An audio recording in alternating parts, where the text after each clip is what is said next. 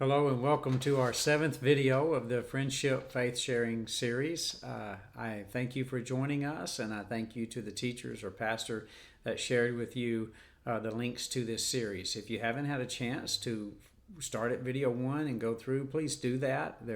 None of them are very lengthy. Some of them are quite short, and it helps build the foundation for where we are today. This video is part number 2 of self-preparation. So we are on, if you have the printed lessons, we're on page 5.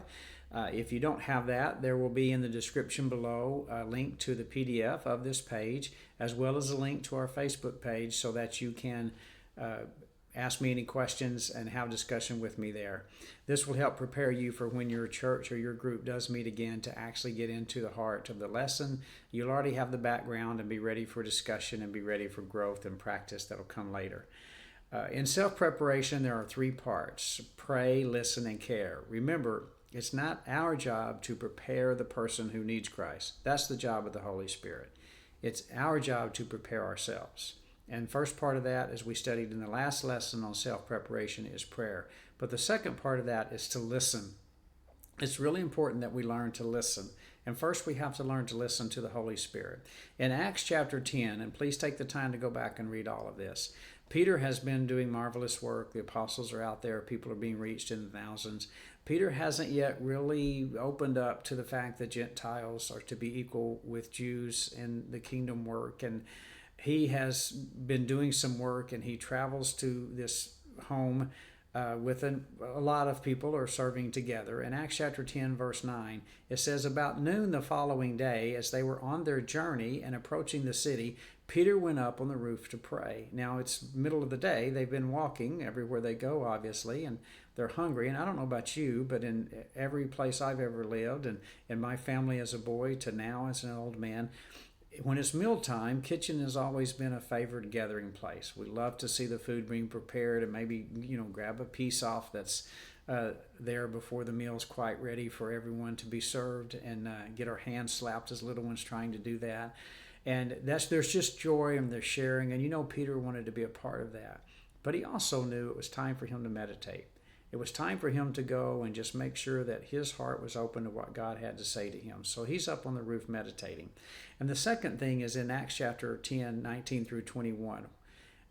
Peter has received a vision. If you don't know about that vision, please read all these interceding verses that we skipped over.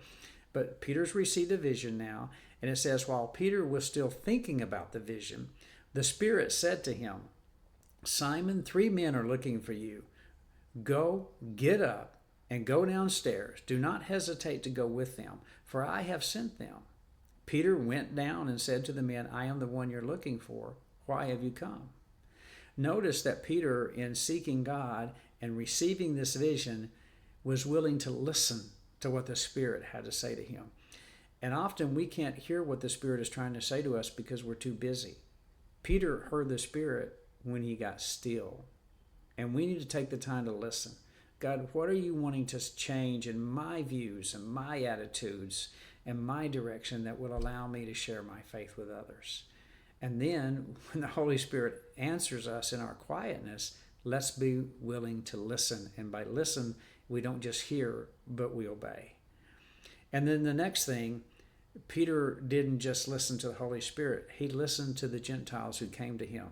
In Acts chapter 10, again, verses 22 through 23, the men replied, "We have come from Cornelius the centurion. He is a righteous and God-fearing man who is respected by all the Jewish people." He wasn't a Jew.